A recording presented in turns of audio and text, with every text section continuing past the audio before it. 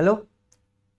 पिछला एपिसोड में हम लोगों ने देखा था कैसे सोडियम पोटेशियम पंप के जरिए हमारा गट में से, हमारा इंटेस्टाइन में से ग्लूकोज को खींच के सोडियम हमारा ब्लड में पोर्टल वेन में डाल दे रहा था। ठीक है, एक मैकेनिज्म तब खींचा। ठीक है, उसके लिए जो चैनल था हम लोगों ने देखा। ठीक है, और फिर उसके बाद हम लोगों ने देखा कि कैसे फिर उसके बाद हमारा मसल्स का कोशिकाओं के अंदर कैसे घुसा ग्लूकोज, और घुसने के बाद वो क्या किया, हमारा माइटोकॉन्ड्रिया में जाके एटीपी ट्राइफॉस्फेट, ठीक है, को पैदा किया और वही एनर्जी का सोर्स था। उसमें हम लोगों ने देखा कि कैसे एक इस तरह का, मान लेते एडीपी है डाइफॉस्फेट, उसको एक मोटर ऐसे स्ट्रेस पर डाल रहा था। ठीक है, घुमा घुमा के इसको मैं ओवर सिंप्लीफाइड टर्म में बता रहा था। ठीक है, और स्ट्रेस में डाल के उसमें तीसरा हाईली अनस्टेबल मॉलिक्यूल को घुसा के एडीपी को एटीपी में कन्वर्ट कर रहा था ऐसे। और ये हाईली स्ट्रेस मॉलिक्यूल जब आपका मान लेते हैं हाइड्रोलाइज्ड होता है या फिर एंजाइम एक्शन आता है तो ये ऐसे रिलीज हो जाता है, टड़ा ओ जहां टकराया तो वहां पे ऐसी कोशिकाओं तो एनर्जी ट्रांसफर हो गया। तो एनर्जी जो होता है, क्या केमिकल एनर्जी, इलेक्ट्रिकल एनर्जी, हर चीज में कन्वर्ट होता है। ये थोड़ा ओवर सिंप्लीफाइड मॉडल में मैंने समझाया। और ये जो मोटर है जिसको इसे घुमा रहा है, इसको घूमने के लिए यहाँ पे हाइड्रोजन आयन का भरमार था, यहाँ कमी था, और कमी कॉन्स्टेंटली ऑक्सीजन की वजह से क्रिएट हो रहा है।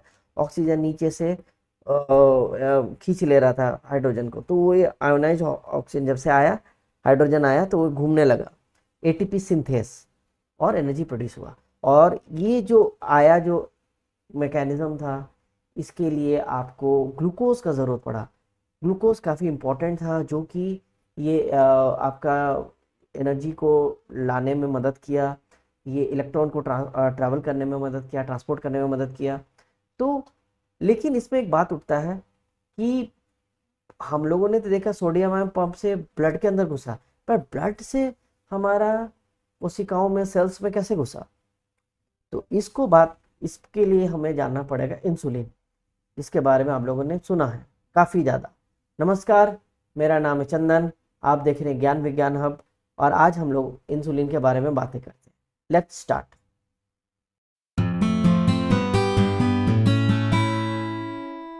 इंसुलिन का नाम मैक्सिमम आदमी सुने होंगे, ठीक है, क्योंकि भारत एक डायबिटिक कैपिटल है तो सभी सुने हैं।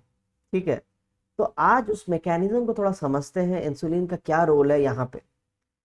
तो देखिए, यहाँ राइस, राइस मतलब कोई भी खाना, खाने से उनमें स्टार्च होता है। स्टार्च हम लोगों ने बातें किया, ग्लूकोज का लंबा सीधा जंजीर, और उसको तोड़ तोड़ के ग्लूकोज बना, ग्लूकोज हमारा ब्लड में गया।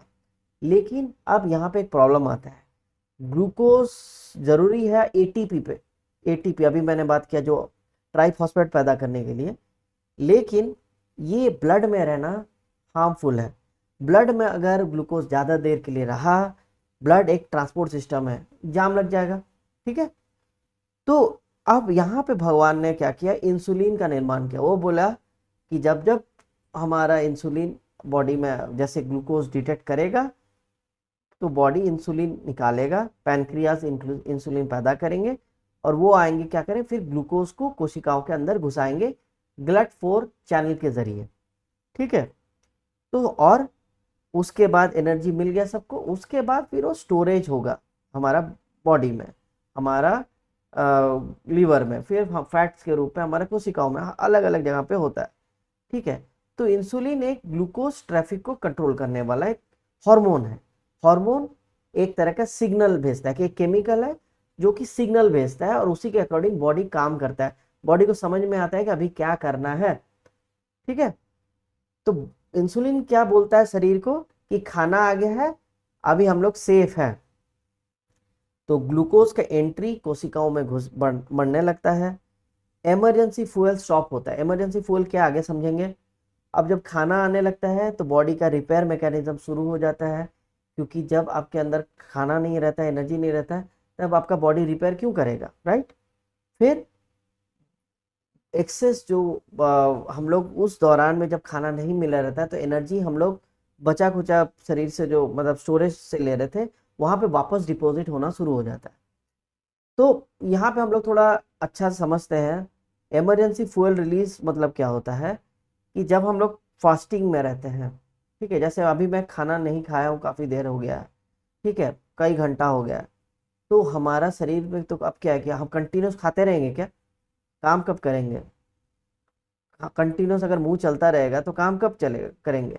तो शरीर तो ऐसा नहीं बन सकता है।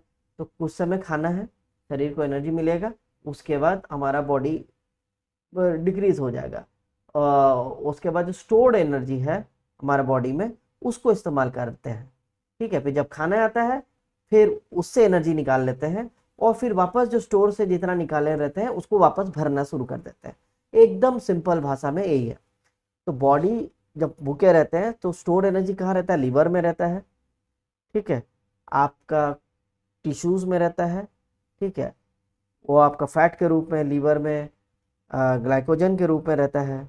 और कभी कभी जब बहुत ही खराब परिस्थिति होते हैं, आप देखे होंगे लोगों का हड्डी दिखना शुरू हो जाता है और एकदम पतले हो जाते हैं, वो क्या होता है कब? जब मसल्स भी टूटना शुरू होता है, क्योंकि जिंदा रहना ज़्यादा ज़रूरी है ना, तो प्रोटीन ब्रेकडाउन भी शुरू हो जाता है, वो सर्वाइवल मोड में चला जाता है बॉडी।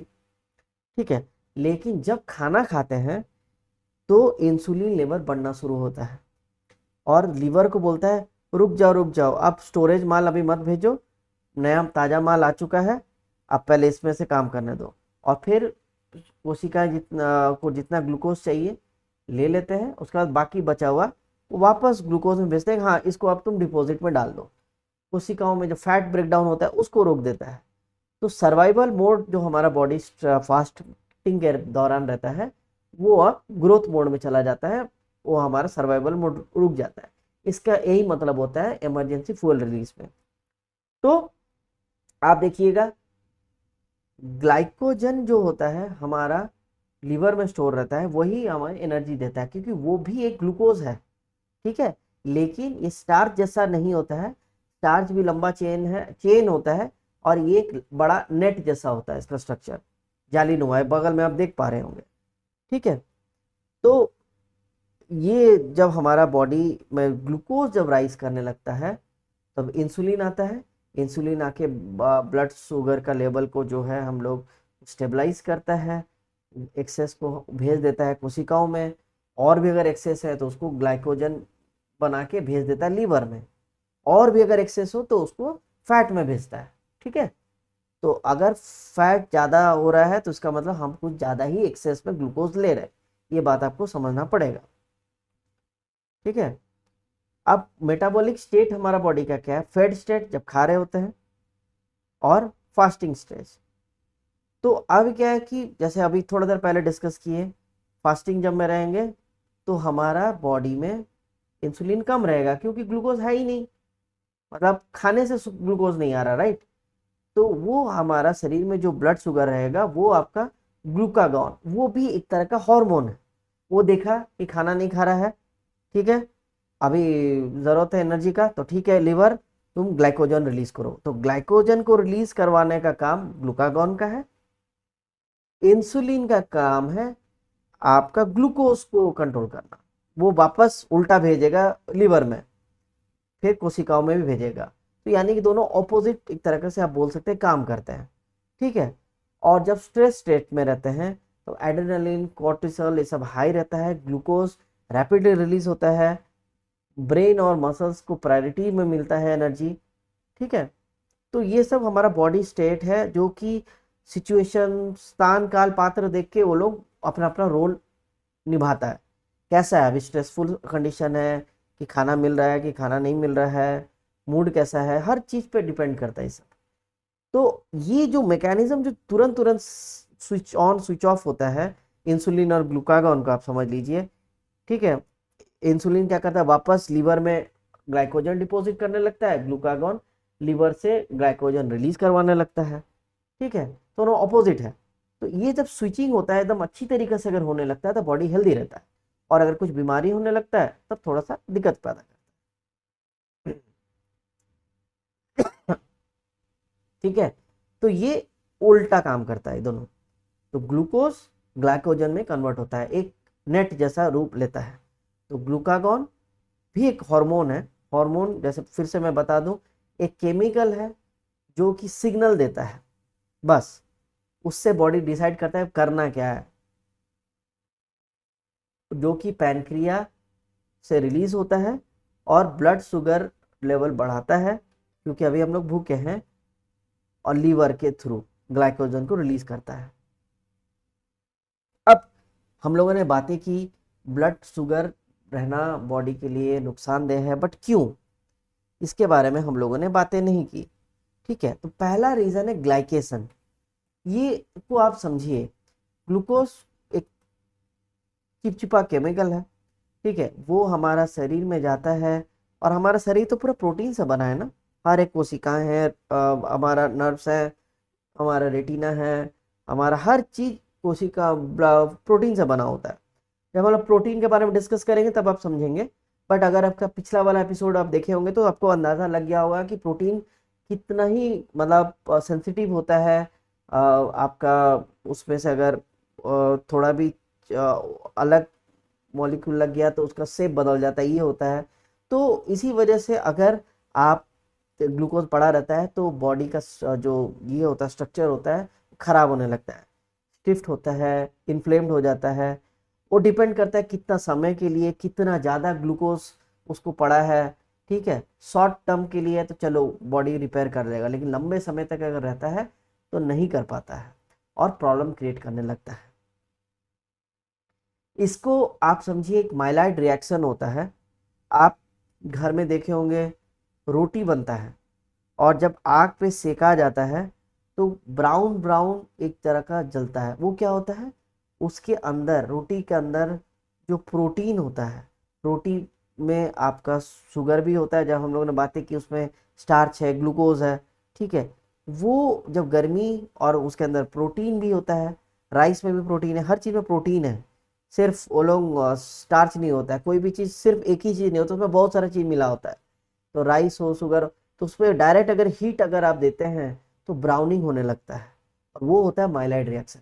इवन आप चावल को भी देखिएगा, जब चाइनीज बनाते हैं, फ्राइड राइस करते हैं, तो हेवी हाई हीट में हम लोग उसको पकाते हैं, ठीक है, तो फ्राइड राइस करने के लिए तो वो थोड़ा सा करकरा कुरकुरा टाइप का, और थोड़ा सा उसका टेस्ट में चेंजेस आने लगता है, और वो अच्छा लगता है हम लोग को, इसलिए हम लोग करते हैं। वो एक माइलाइड रिएक्शन होता है, ठीक है, ब्राउनिंग होने लगता है, उसमें चेंजेस आने लगता है, कलर थोड़ा सा चाड़ होता है। और वही चीज हमारा बॉडी में जब ग्लाइकेशन होता है वही होता है। हमारा बॉडी गर्म है तो इस, लेकिन बहुत ज़्यादा गर्म नहीं, तो धीरे धीरे लंबे समय तक हमारा बॉडी में जो प्रोटीन है, हमारा ग्लूकोज के कांटेक्ट में रहने से वो धीरे धीरे चार्ड होने लगता है, ब्राउनिंग होने लगता है, और एक तरह का जल के खराब होने लगता है। इसको एजेस बोलते हैं, advance glycation end product accumulation होता है, और वो हमारा बॉडी में प्रॉब्लम क्रिएट करता है। इसको आगे थोड़ा सा डिस्कस करेंगे, ठीक है। अभी आप समझ लिए, लेकिन कोई कोई कोशिकाएं हैं जिसमें इंसुलिन का जरूरत ही नहीं है, इंसुलिन पे डिपेंड ही नहीं करती, जैसे ब्रेन।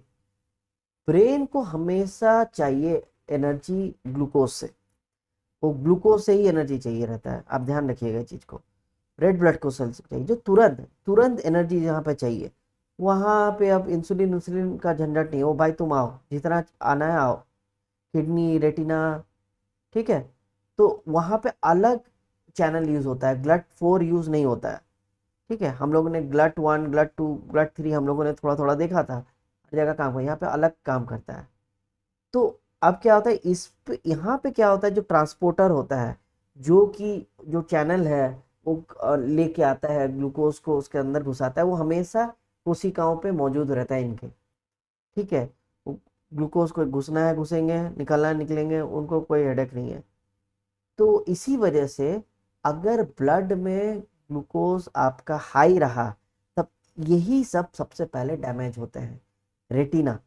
इसीलिए देखिएगा डायबिटीज केस में रेटिनोपैथी एक प्रॉब्लम आता है, किडनी का भी इशू होता है डायबिटीज वालों का, क्योंकि ब्लड शुगर हाई रहता है, क्यों रहता है? क्योंकि इंसुलिन नहीं रहता है ये सबको कंट्रोल करने के लिए, और वो बाहर रहता है। अब बाहर रहते तो दूसरा भी डैमेज होता ही रहता है, लेकिन ये सब ज़्यादा बढ़ने पे ये सब होते हैं डैमेज। ठीक है। और एक प्रॉब्लम होता है, ग्लूकोज अगर ब्लड में ज़्यादा रहा, जैसे हम लोगों को पिछले बार में हम लोगों ने देखा था माइटोकॉन्ड्रिया एटीपी प्रोड्यूस कर रहा है, अभी हम लोगों ने एटीपी के बारे में भी थोड़ा जाना। तो वो जब पैदा करता है, आप देखिएगा ऑक्सीजन जब आता है वो आपका ऑक्सी ऑक्सीडेंट के फॉर्म में रहता है, मतलब उसमें इलेक्ट्रॉन एक्स्ट्रा रहता है जो कि डैमेज करता है। वो एक्स्ट्रा न्यूट्रल जो एंटीऑक्सीडेंट आता है उसको न्यूट्रलाइज तो करता ही है, लेकिन अगर ग्लूकोज बहुत ज़्यादा रहा तो एंटीऑक्सीडेंट कितना काम करेगा, नहीं कर पाता है। तो वो भी हमारा ऑक्सीजन के साथ रिएक्ट करके आरओएस एक तरह का ऑक्सीडेटिव एक कंपाउंड बनाता है, वो आपका शरीर को दिक्कत करता है, और वो हमारे डीएनए, सेल मेम्ब्रेन, प्रोटीन सबको डैमेज करने लगता है। और इस इम्बैलेंस को ऑक्सीडेटिव स्ट्रेस बोलते हैं। मतलब एक तरह से समझिए ना, शरीर में जंग लगना शुरू हो जाता है। ठीक है। तीसरा, आप देखिएगा इसी वजह से डायबिटीज़ जिनका ब्लड शुगर लेवल हाई रहता है, उसमें आप देखिएगा घाव भी धीरे धीरे बढ़ता है। क्यों? ब्लड वेसल्स भी डैमेज होने लगते हैं, तो ऑक्सीजन सप्लाई कम होने लगता है। इम्यून सेल कोशिकाएं ठीक से काम नहीं करते हैं। कोलेजन भी ग्लाइकेट करता है, जो भी हम लोगों ने बातें की, ग्लाइकेशन हो जाता है कि वो ठीक तरीके से उसका स्ट्रक्चर में चेंजेस होने लगता है। और ऑक्सीडेटिव स्ट्रेस के वजह से बॉडी ठीक से हील नहीं कर पाता है, क्योंकि हीलिंग के लिए आपको चाहिए रहता है ऑक्सीजन सप्लाई सही तरीके से हो। ठीक है। इम्यून सिस्टम सही से काम करे, कोलेजन फॉर्मेशन सही हो। ठीक है। तो इसी वजह से डायबिटीज केस में घाव भी जल्दी नहीं भरते हैं। अब और एक चीज आप देखे होंगे, ग्लूकोज अगर बाहर है, हम लोगों ने बचपन में शायद ऑस्मोसिस के बारे में पढ़ा है। ठीक है। उसमें क्या होता है, हाई कॉन्सेंट्रेशन से लो कॉन्सेंट्रेशन के बीच में अगर एक परमेबल मेम्ब्रेन्स बना दिया जाता है, तो low concentration to high concentration पानी बहता है। ठीक है। ऑस्मोसिस। तो अब क्या है कि ग्लूकोज बाहर है तो उसका कॉन्सेंट्रेशन हाई हाई है, अंदर के कंपेयर में पानी ना कोशिकाओं से बाहर निकलना शुरू हो जाता है। ठीक है। तो इस वजह से क्या होता है, डिहाइड्रेशन ज़्यादा होता है, इसीलिए वो पानी जो निकलता है कहाँ जाएगा, आपको पेशाब लगेगा। इसलिए बार बार पेशाब लगता है, और बार बार पेशाब लगता है, पानी का कमी होता है, तो बार बार आपको प्यास लगता है। इसलिए डायबिटीज़ के लोगों को बहुत प्यास लगता है और बहुत पेशाब लगता है। ठीक है। ग्लूकोज सेफ है अगर वो कोशिका सेल्स में मूव कर रहा है। अगर वो ब्लड में रुक गया तब वो सबसे डैमेज करना शुरू करता है हर चीज़ को। इसलिए इंसुलिन का पहला काम है कि डैमेज को रोको, इसको कहीं ना कहीं भेजो, ब्लड में मत रखो। या तो ग्लाइकोजन बना के लीवर में चिपका दो, या तो कोशिकाओं में डाल दो, ऐसे या फिर फैट में कन्वर्ट करके ये डाल दो। लेकिन बहुत ज़्यादा हो गया तब उसको मैनेज करना दिक्कत हो जाता है इंसुलिन के लिए भी। ठीक है। अब हम लोगों ने इंसुलिन कैसे घुसेगा मसल्स और फैट सेल में, सॉरी आपका ग्लूकोज, हम लोगों ने ब्लड फोर्क के बारे में बात किया था, लेकिन वो घुसेगा तो उससे पहले आपको हम बता दें कैसे काम करता है। जैसे हम लोगों ने बातें की, पहला वाला सब जो प्रो इससे पहले जो ब्रेन में आपका रेटिना में ये सब में ब्लड फ्लोर नहीं लगता है। तो इसमें क्या होता है कि जो सेल मेम्ब्रेन्स के ऊपर ही आपका ट्रांसपोर्टर है, मतलब वो चैनल जो नाली जिसमें से घुस जाता है। ठीक है। ठीक है। लेकिन हमेशा घुस सकता है, लेकिन ब्लड फ्लोर में क्या होता है, एक वेसिलीज बोल के एक पैकेट होता है, वो कोशिकाओं के अंदर रहता है, उसमें ब्लड फ्लोर होता है। और जब इंसुलिन सिग्नल भेजता है तभी वो पैकेट आता है कोशी मेम्ब्रेन, मतलब बाउंड्री में आता है, और बाउंड्री में घुल मिल जाता है, और फिर वो खुलता है अपना वो ब्लड फ्लोर का चैनल ट्रांसपोर्टर, और उसके बाद इंसुलिन घुसता है। और जैसे ही आपका ग्लूकोज घुस जाता है, इंसुलिन का सिग्नल कम हो जाता है, तो वापस वो अलग हो जाता है, मतलब सरफेस पे नहीं रहता है। क्यों? इससे हम लोग को क्या पता चलता है कि हमारा शरीर हमेशा ग्लूकोज को एंटरटेन नहीं करता है, जितना ज़रूरत है उतना लेना पसंद करता है। आप देखिए हमारा ब्लड में ग्लूकोज बढ़ने लगा, इंसुलिन भी बढ़ने लगेगा। ठीक है उसको, और ये हमारा सेल ये सेल मेम्ब्रेन्स के ऊपर का रिसेप्टर है। ठीक है। यहाँ पे इंसुलिन एक तरह का केमिकल जो कि इसमें अटैच्ड हुआ, और सिग्नल अंदर जाएगा, और ये प्रोटीन है तो इसका भी कोशिकाएं मतलब शेप चेंज होगा। ठीक है। शेप चेंज होगा तो ये सिग्नलिंग जाना शुरू हो जाता है, सिग्नल, ठीक है, ये सिग्नल जा रहा है, सिग्नल जा रहा है। तो अब क्या कि ये है वेसिलीज, इसके अंदर ग्लट4 है, ये आया, ठीक है, दरवाजा लेके आ रहा है, वो चैनल ट्रांसपोर्टर है ना, वो उसके पास ही रहता है, समझ रहे हैं? एक अलग मैकेनिज्म, दरवाजा हमेशा किनारों पे नहीं रहता है, इसको लेके आना पड़ता है। और फिर आया और मिल गया, घुल गया, और देखिए ग्लट4 आपका ट्रांसपोर्टर खुल गया, इसके अंदर से आपका ग्लूकोज घुसा, और जैसे ही ब्लड में कम हुआ एक अप्रोप्रिएट लेवल पे आया, ठीक है, जीरो नहीं होगा, हम आपको नहीं बोले, क्योंकि ब्लड को, ब्रेन को हमेशा कार्बोहाइड्रेट चाहिए रहता है, ब्लड एक मेंटेन करता है एक अमाउंट, उससे ज़्यादा हो तो शरीर के अंदर भेजने की कोशिश करता है, लेकिन ब्लड में जीरो नहीं करता है। तो जैसे ही गिरने लगता है, इंसुलिन भी गिरने लगता है, तो जैसे ही गिरने लगेगा तो ये रिसेप्टर हट गया, हट गया तो वेसिलीज अपना वो ग्लट4 को लेके, ट्रांसपोर्टर को लेके चल गया। तो देखा इतना मतलब भगवान कितना अच्छा से हमारा शरीर को बनाया, अजीब, मतलब साईफाई मूवी जैसा लगता है। तो ऐसा शरीर जो कि इतना बढ़िया बनाया गया है हमारा भगवान के द्वारा, या किसी को भी आप मानते हो, तो उसका केयर हमें लेना चाहिए कि नहीं? अब देखिए, इंसुलिन टाइम सेंसिटिव भी होता है, किस समय आप खा रहे हैं, किस समय आप सोने जाएंगे, आपका एक्टिविटी क्या है, स्ट्रेस क्या है, वो सब पे भी डिपेंडेंट होता है। सुबह का समय ग्लूकोज अच्छा से हैंडल होता है, ठीक है, रात के समय ग्लूको इंसुलिन ज़्यादा स्टोरेज को प्रेफरेंस देता है। तो इस वजह से अगर रात को आप खाना खाते हैं तो आपका बॉडी क्या करता है, उसको स्टोर ज़्यादा करेगा, एनर्जी भी कम लेगा। क्यों? कॉमन सेंस, आप तो सोने जाएंगे ना, बॉडी तो बोलता है अरे तुम सोएगा ही, कहाँ एनर्जी इतना घुसा के क्या करेंगे हम एनर्जी, उससे जब बचा लेते हैं, कल अब मिलेगा कि नहीं खाना पता नहीं, क्योंकि शरीर को नहीं पता ना कि कल खाना मिलेगा कि नहीं। हम लोग तो आदि मानव काल से हम लोग वो बस डेली शिकार करते हैं, या 2-4 दिन के बाद खाना मिलता है, उस फॉर्मेट के लिए बनाए गए हैं ना। 3 टाइम खाना तो बहुत लग्जरी बात होता है, बॉडी को तो पता नहीं रहता ये चीज़, तो इसी वजह से वो उसको बचा के रखता है। तो इंसुलिन कैलोरीज को कंट्रोल नहीं करता है, वो कॉन्टेक्स्ट भी समझता है ये चीज़। तो अब आते हैं डायबिटीज़। इससे पहले हम लोगों ने थोड़ा सा बात कर लिए थे, आपको अंदाज़ा भी हो गया, लेकिन अब इस पे हम लोग डायबिटीज टाइप 2 के बारे में बात करेंगे, टाइप 1 के बारे में नहीं। डायबिटीज़ दो तरह का है, टाइप 1 टाइप 2, लेकिन टाइप 1 में तो इंसुलिन होता ही नहीं है, तो इस पर क्या डिस्कस करना, क्योंकि उसमें आपको बाहर से इंसुलिन लेना ही पड़ेगा, नहीं तो आपके कोशिकाएं भूखे प्यासे मर जाएंगे और आपको एनर्जी नहीं मिलेगा, फिर बहुत बुरा होगा आपके साथ। इसीलिए इसका कोई ऑप्शन ही नहीं है। तो टाइप 2 के बारे में बात करते हैं, ये एक सिग्नलिंग प्रॉब्लम है।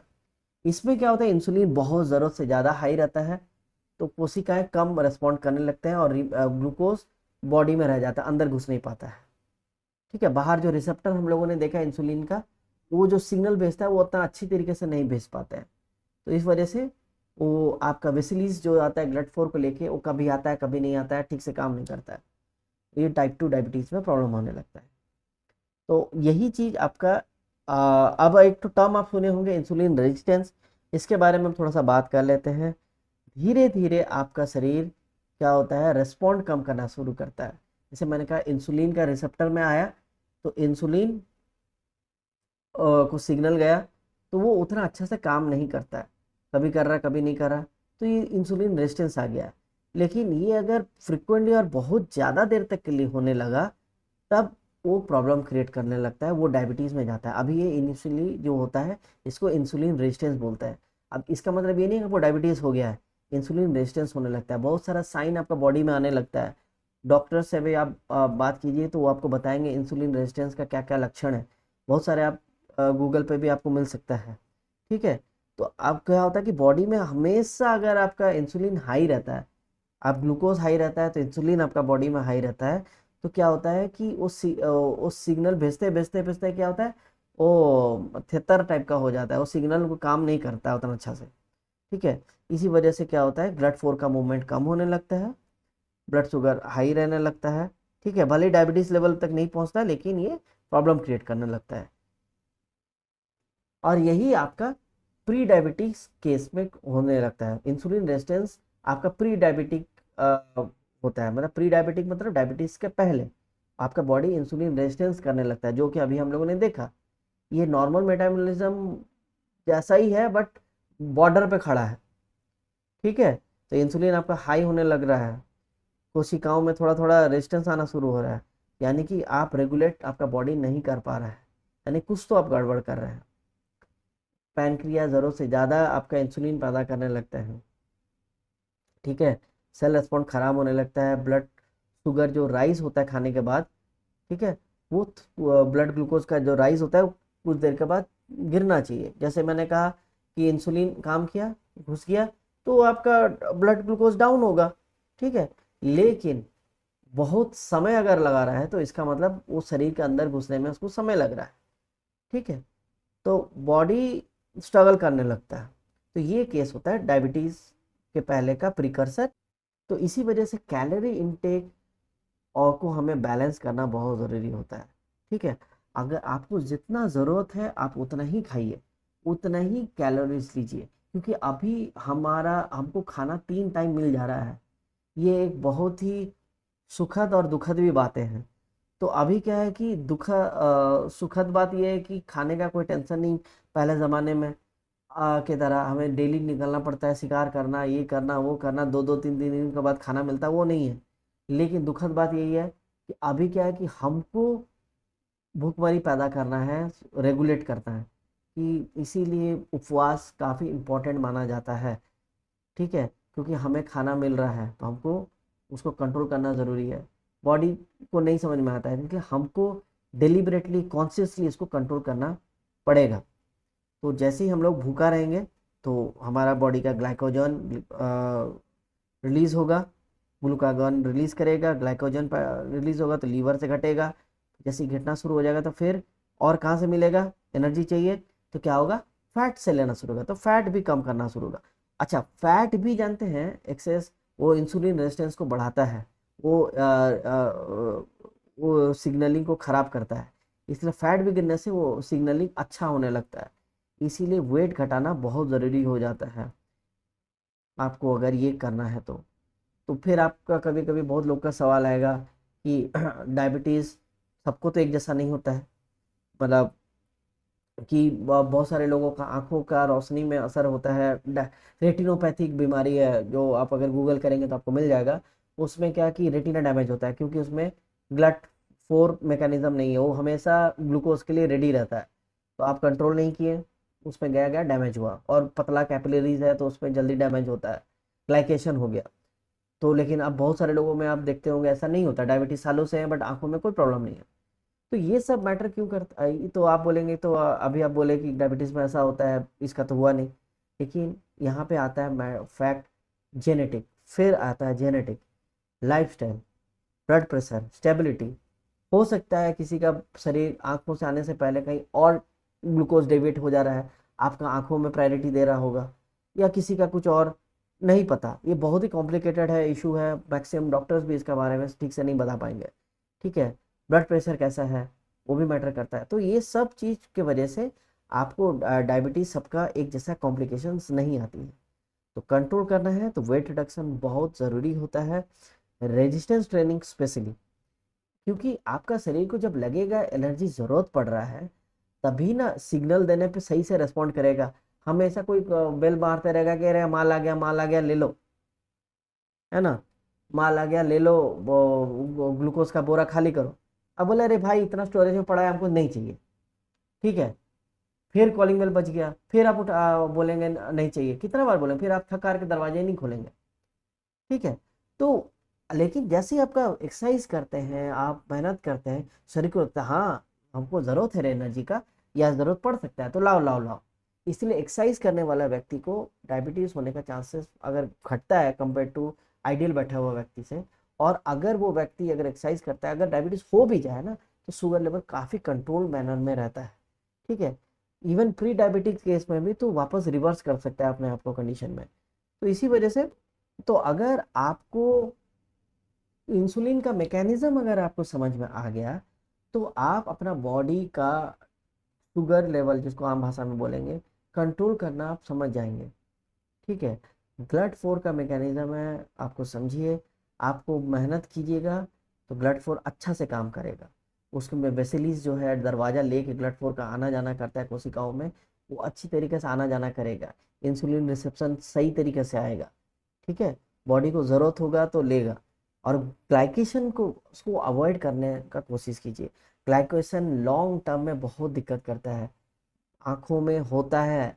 आप अगर विश्वास नहीं करते हैं, किसी को अगर नहीं हुआ आपके जान पहचान में, तो ये आप बहुत लकी हैं। लेकिन आप रेटिनोपैथी आप एक बार गूगल में सर्च करके देखिए, आपको पता चलेगा कितना भयानक सिचुएशन होता है वो चीज़। ठीक है, भगवान न करे आपके साथ ऐसा हो। इसीलिए ग्लूकोज को कंट्रोल करना बहुत ज़रूरी है। हमारा पावर हमारे हाथ में है। ठीक है, हम मिठाई उठाई किसी के खिलाफ नहीं है, बार बार हम बोल रहे हैं, लेकिन डेली डेली खाना ज़रूरी है क्या? शादी ब्याह में 40 रसगुल्ला खाना ज़रूरी है क्या? बहुत सारे लोग कंपटीशन में उतर जाते हैं रसगुल्ला को लेके, गुलाब जामुन को लेके, जलेबी को लेके, बट ये ज़रूरी है क्या? क्या आप अपना आंखों के साथ, ब्रेन के साथ, बॉडी के साथ इतना बड़ा रिस्क उठाने के लिए अगर आप तैयार हैं, तब कीजिए, नॉट एन इशू, आपका लाइफ है। लेकिन अगर आप सोच रहे हैं कि नहीं ये इम्पोर्टेंट, शरीर मेरे लिए ज़्यादा इंपॉर्टेंट है, तब सोचिए कितना खाना है, कैसे खाना है, कब खाना है। ठीक है, और अगर ऐसे ही इंटरेस्टिंग टॉपिक आप देखना चाहते हैं, मेरे चैनल को लाइक, शेयर और सब्सक्राइब कीजिए। और हम लोग मिलते हैं नेक्स्ट एपिसोड में, ऐसे ही कार्बोहाइड्रेट सीरीज को और आगे कंटिन्यू करेंगे। तब तक के लिए बाय बाय, नमस्कार।